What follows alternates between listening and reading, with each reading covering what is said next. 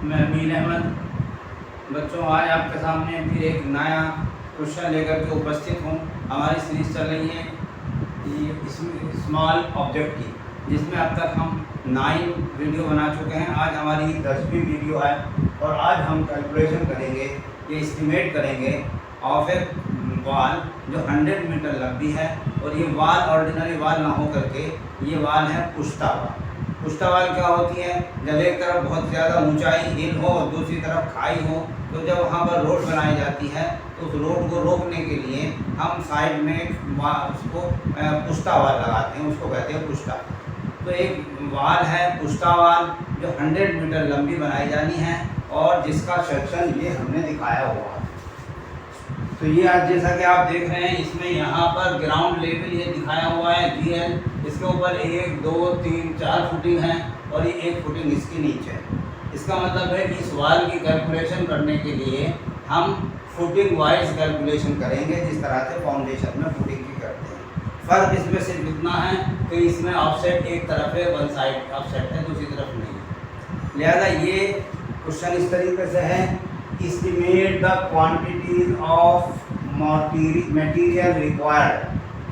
जो material required हैं for the construction of a 100 metre wall. एक 100 मीटर वाल के लिए जो आइटम ज़रूरत पड़ती है उनकी क्वांटिटी ज्ञात करिए। और पुश्ता वाल की एज पर गिवन ड्राइंग, ये कहा जा रहा है इस क्वेश्चन में कि 100 मीटर लंबी पुश्ता वाल है जिसका सेक्शन हमने यहाँ दिखाया हुआ है। तो इसको कंस्ट्रक्शन करने के लिए हमें क्या क्या मटेरियल की आवश्यकता पड़ेगी, उनकी क्वांटिटी ज्ञात करें। तो देखिए, जैसा अभी मैंने आपको बताया, ये पुश्ता वाल है और इस पुश्ता वाल की कैलकुलेशन हम अपनी आसानी के लिए हम इसको फुटिंग में कैलकुलेट करेंगे। इसमें सिर्फ इस बात का ध्यान रखेंगे कि GL के ऊपर 1 2 3 4 फुटिंग है और GL के नीचे 1 फुटिंग है। इसमें प्रत्येक फुटिंग की हमारी लंबाई तो 100 मीटर होगी, चूँकि क्वेश्चन में 100 मीटर दिया हुआ है, लेकिन चौड़ाई जो होगी वो इसमें दी है। पहली की 40, दूसरी की 60 है, फिर 80, फिर 100, फिर 120। और जो कंक्रीट की फाउंडेशन है या एक्सकेवेशन है वो हमारा है 150 1.5 मीटर। और ये अब हम जब इसकी कैलकुलेशन करेंगे तो एक स्टेप वाइज इसकी कैलकुलेशन करेंगे। सबसे पहले लेते हैं नंबर 1 पे, अर्थवर्क इन एक्सकेवेशन इन फाउंडेशन। तो जैसा कि आप जानते हैं कि इस क्वेश्चन को, ये तमाम क्वेश्चन को करने के लिए हमें एक फॉर्म बनाना पड़ता है जिसका नाम है डिटेल ऑफ मेजरमेंट प्रारूप। इस प्रारूप में पहला नंबर सीरियल नंबर, दूसरा डिस्क्रिप्शन, तीसरा नंबर, इसमें चौथा, पाँचवा, छठा लंबाई, चौड़ाई, ऊंचाई या गहराई, उसके बाद में क्वांटिटी, उसके बाद में टोटल क्वांटिटी। तो हमने सबसे पहले इसमें लिया अर्थवर्क इन एक्सकेवेशन इन फाउंडेशन, यानी फाउंडेशन में मिट्टी का कार्य करने के लिए या कितनी मिट्टी का कार्य, कितनी मिट्टी खुदाई का कार्य हमें करना पड़ेगा। तो देखिए, एक फाउंडेशन है, लिहाजा हमने यहाँ पर लिखा 100 मीटर लंबी है। ये 100 मीटर लंबी दीवार है, तो लंबाई में हमने 100 मीटर लिख लिया। चौड़ाई इसकी हम यहाँ से ले लेंगे 1.5 मीटर। देखिए, यहाँ से लेकर के यहाँ तक की चौड़ाई ये 1.5 मीटर है, 1.5 मीटर ले लिया हमने। अब उसके बाद आता है डेप्थ का मसला। तो डेप्थ जो चूँकि हम खुदाई कर रहे हैं, लिहाजा GL से लेकर के पूरी यहाँ तक, यानी यहाँ से लेकर के इतनी हमें पूरी की पूरी खुदाई करनी पड़ेगी। तो 50 ये है, 30 ये है, यानी 80 सेंटीमीटर, 80 सेंटीमीटर गहराई। तो इन तीनों को जब हम गुणा करते हैं तो गुणा करने के बाद हमारे प्राप्त होता है 120 मीटर क्यूब। इसका मतलब है कि इस दीवार की फाउंडेशन जो कि 1.5 मीटर चौड़ी, 100 मीटर लंबी और 80 सेंटीमीटर गहरी है। तो इसको बनाने के लिए हमें 120 मीटर क्यूब मिट्टी का कार्य करना पड़ेगा। तो एक चीज़ की ये ज़रूरत पड़ेगी, एक आइटम हमने ये निकाला। दूसरा आइटम अब हम इसमें डालेंगे सीमेंट कंक्रीट। तो हम जानते हैं जितनी लंबी हमारी फाउंडेशन है उतनी लंबी में कंक्रीट पड़ेगी, उतनी ही चौड़ाई में पड़ेगी। फ़र्क सिर्फ पड़ेगा ऊंचाई में। तो देखिए, यहाँ पर ऊंचाई 30 सेंटीमीटर दी हुई है कंक्रीट की, लिहाजा हमने यहाँ पर लिख दिया सीमेंट कंक्रीट इन फाउंडेशन। और इसमें सीरीज नंबर में 1 और लंबाई में 100 मीटर, चौड़ाई में 1.5 मीटर, ये वाला यहाँ से लेके यहाँ तक, और उसके बाद ऊंचाई में 0.3। तो जब हमने इन तीनों को मल्टीप्लाई किया तो मल्टीप्लाई करने के बाद हमें प्राप्त हुआ 45 मीटर क्यूब। इसका मतलब है सीमेंट कंक्रीट जो हमें करनी पड़ेगी फाउंडेशन में वो 45 मीटर क्यूब हमारे यहाँ तो टोटल इतनी। अब तीसरे नंबर में है साहब brick work in cement mortar 1/6 के मसाले का सीमेंट मोर्टार से चिनाई करने के लिए हमें कितनी चिनाई करनी पड़ेगी। तो हम इसको दो हिस्सों में डिवाइड करते हैं, चिनाई को कर लेते हैं अपनी आसानी के लिए। Number 1 below GL, number 2 above GL. तो सबसे पहले बिलो जीएल की बात करते हैं। तो बिलो जीएल में केवल ये एक फुटिंग है जो कि 120 सेंटीमीटर चौड़ी है। लिहाजा हमने लिखा brick work in cement sand mortar और सबसे पहले लिखा बिलो जीएल, जीएल के नीचे यानी ग्राउंड लेवल के नीचे। तो नंबर में 1, लंबाई में 100 मीटर, चौड़ाई में 1.2। ये हमने कहाँ से लिखा, ये यहाँ से 1.2 मीटर लिख लिया। और साहब डेप्थ इसकी 0.5 ये है, 0.5 लिख लिया। इन तीनों को जब हमने मल्टीप्लाई किया तो 60 मीटर क्यूब हमारा आ गया। ये ब्रिक वर्क इस फर्स्ट फुटिंग कह लीजिए या बिलो जीएल, ठीक है साहब। अब हम आते हैं अबव जीएल। तो अबव जीएल में जो हमारी यहाँ से फुटिंग शुरू हुई, first footing, second footing, third footing, fourth footing, तो एक एक फुटिंग करके हम इसको लेते हैं। सबसे पहले ले रहे हैं साहब फर्स्ट फुटिंग। तो फर्स्ट फुटिंग की लंबाई हमारी है 100 लिख लिया हमने, चौड़ाई 1 मीटर, ये वाली चौड़ाई 1 मीटर। उसके बाद में इसकी डेप्थ जो है 0.5 मीटर, ये है 0.5 मीटर। और इसको जब हमने गुणा किया तो गुणा करने के बाद हमें 50 मीटर क्यूब हमारा आंसर आता। फर्स्ट फुटिंग में जो ब्रिक वर्क होगा वो 50 metre cube. Similarly second footing भी 100 मीटर लंबी है लेकिन चौड़ाई उसकी 0.8 मीटर है और ऊंचाई इसकी 0.5 मीटर है। लिहाजा इसमें 40 मीटर क्यूब हमारी जो है ब्रिक वर्क होगा। इस तरीके से थर्ड फुटिंग की कैलकुलेशन करते हैं। तो थर्ड फुटिंग भी हमारी 100 मीटर लंबी होगी, क्वेश्चन में दिया है। इसकी चौड़ाई हमने यहाँ से ले ली 0.6 मीटर और 0.5 इसकी ऊंचाई ले ली। तो इन तीनों को जब हमने गुणा किया 100 × 0.6 × 0.5 तो ये 30 मीटर क्यूब आए। यानी किस फुटिंग में आ गई ये 30 मीटर क्यूब, ये हमारी आ गई थर्ड फुटिंग में। अब एक लास्ट फुटिंग ऊपर के रह गई जो है 40 सेंटीमीटर चौड़ी है। लिहाजा अब हम इसको लेंगे फोर्थ फुटिंग। फोर्थ फुटिंग एक नंबर है, लंबाई 100 मीटर है, चौड़ाई 0.4 मीटर है और क्या नाम 0.4 चौड़ाई है और उसकी डेप्थ हमारी 0.5 मीटर है, ये लिखी हुई है।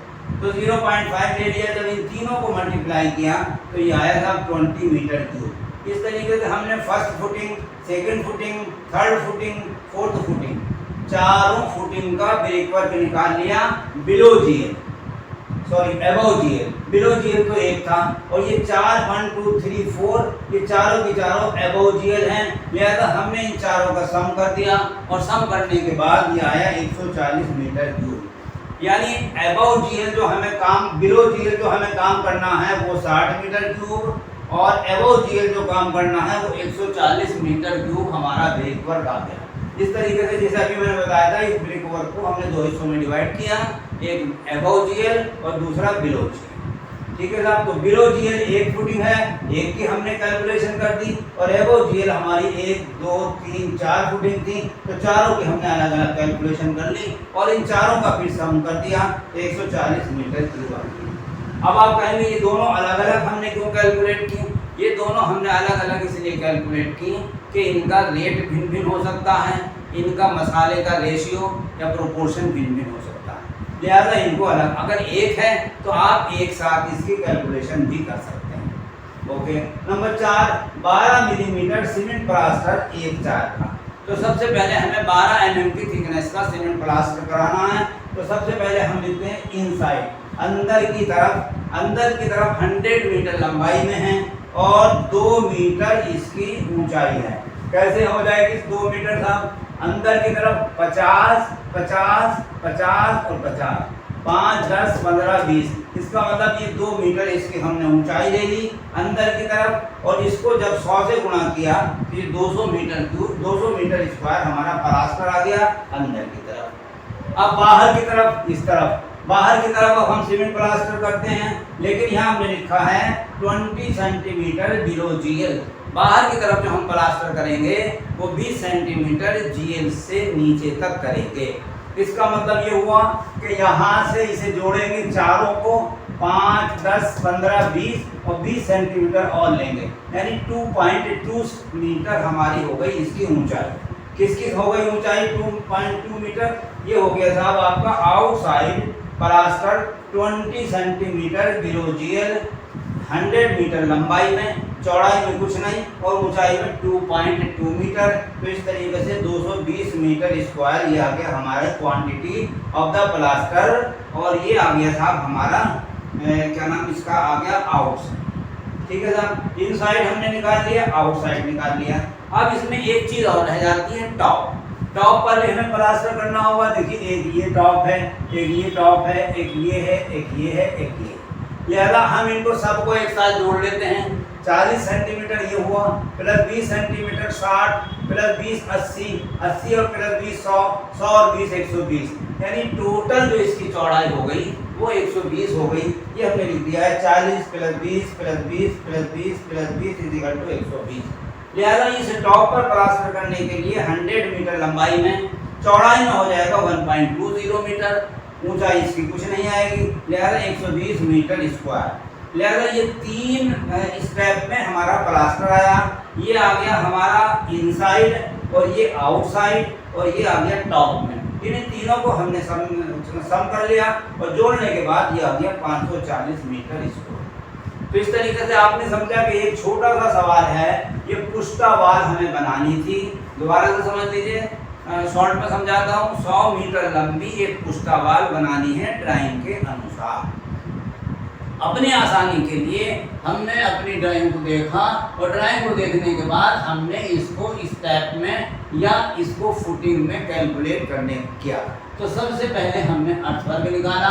अर्थवर्ग लंबाई 100 मीटर, चौड़ाई 150 सेंटीमीटर और ऊंचाई या गहराई 50 और 30 80 यहाँ से लेकर यहाँ तक इसकी खुदाई होगी। ये हो गया था आपका अर्थवर्ग इन एक्सकेवेशन। उसके बाद में सीमेंट कंक्रीट। तो हम जानते हैं जितनी लंबी हमारी बुनियाद होती है, फाउंडेशन या नींव होती है, उतनी लंबाई में हम कंक्रीटिंग करते हैं, उतनी चौड़ाई में करते हैं, लेकिन ऊंचाई ड्राइंग के अनुसार होती है। तो 30 सेंटीमीटर इसमें दिखाई है, लिहाजा 30 सेंटीमीटर रख के हमने इसकी कैलकुलेशन कर ली। तो ये आ गया पहला। अब ब्रिक वर्क हमने इसको 2 हिस्सों में डिवाइड किया, बिलो जीएल और अबव जीएल। तो बिलो जीएल सबसे पहले निकाला, तो जीएल के नीचे इसमें केवल एक फुटिंग है जिसकी चौड़ाई 120 है, लिहाजा हमने बिलो जीएल लिखा। और बिलो जीएल लिखने के बाद 100 मीटर लंबी, 120 मीटर 1.2 मीटर चौड़ी और 0.5 ऊंची, तो 60 मीटर क्यूब ये आ गया था बिलो जीएल। अब अबव जीएल 1 2 3 4 फुटिंग है, लिहाजा इन चारों को हमने अलग अलग कैलकुलेट कर लिया। First footing, second footing, third footing, fourth footing. और चारों की चौड़ाइयाँ अलग अलग होंगी, लंबाई सबकी 100 मीटर होगी, लिहाजा सबकी लंबाई 100 मीटर रख ली हमने। और चौड़ाइयाँ 1 मीटर, 80 सेंटीमीटर, 60 सेंटीमीटर, 40 सेंटीमीटर, सबकी ऊंचाई 50-50 है, लिहाजा इन सब की कैलकुलेशन कर ली। पहले की 50 metre cube, 40 metre cube, 30 metre cube और 20 मीटर क्यूब। तो इस तरीके से ये 140 मीटर क्यूब हमारा ब्रिक वर्क आ गया अबव जीएल। और बिलो जीएल 60 मीटर क्यूब आया, ये अलग है और ये अलग। इसके बाद में फिर एक चीज और रह जाती है, एक आइटम जिसे हम कहते हैं प्लास्टर। अब प्लास्टर को भी हम 3 हिस्सों में डिवाइड करेंगे। पहला सबसे पहले हमने निकाला इनसाइड, अंदर की तरफ। तो 100 मीटर लंबी चूंकि दीवार है, लिहाजा इसकी चौड़ाई कुछ नहीं होगी, ऊंचाई हम देख लेंगे। तो ऊंचाई हमने यहाँ से देखी, 50 ये है, 50 ये, 50 ये है, 50 ये है, चारों को जोड़ दिया तो 5 चौक 20, 2 मीटर इसकी ऊंचाई आ गई। इसको मल्टीप्लाई कर दिया तो 200 मीटर स्क्वायर। सिमिलरली अब हमने देखा आउटसाइड, लेकिन आउटसाइड में हमने 20 सेंटीमीटर बिलो जीएल लिया है, लिहाजा जितनी इसकी ऊंचाई आई इसमें 20 सेंटीमीटर और जोड़ दिया, तो ये हो गया 2.2 मीटर चौड़ा उसकी ऊंचाई, 100 मीटर लंबाई, दोनों को गुणा किया तो 220 मीटर स्क्वायर आ गया। अब एक चीज और रह जाती टॉप। तो ये टॉप ये है, इतना टॉप ये है, ये है, ये और ये इन सबको हमने जोड़ा तो 40 और 20 60 और 20 80 और 20 100 120 यानी 1.2 मीटर हमारी ये आ गई था चौड़ाई प्लास्टर की टॉप में। 100 मीटर लंबाई में है, दोनों को गुणा किया, गुणा करने के बाद 120 मीटर स्क्वायर आया। इन तीनों को प्लास्टर है चूंकि हमने सम कर दिया तो ये हमारा आ गया 540 मीटर स्क्वायर। तो इस तरीके से ये छोटा सा सवाल है, ये मैंने आ जाता है एग्जामिनेशन में कभी कभी, और ये आपको जानकारी इसकी होनी चाहिए और मालूम होना चाहिए पुष्टवान क्या होती है। लिहाजा ये इसकी मैंने कैलकुलेशन आपको करके दिखाई और ये एस्टीमेट निकाल करके दिखाया। उम्मीद करता हूँ आपकी समझ में आ गया होगा। आप इसको फिर से दोबारा से करें, प्रैक्टिस करें और आपको समझ में आ जाएगा। ठीक है, इसी के साथ मेरा आज का टॉपिक यहीं पर ख़त्म होता है और आपसे पुनः प्रार्थना है कि आप अगर मेरा आपके समझ में आ रहा है लेक्चर और आप समझ रहे हैं, लाभान्वित हो रहे हैं, तो मेरी वीडियो को लाइक करिए, शेयर करिए और अपने दोस्तों में सब्सक्राइब करिए।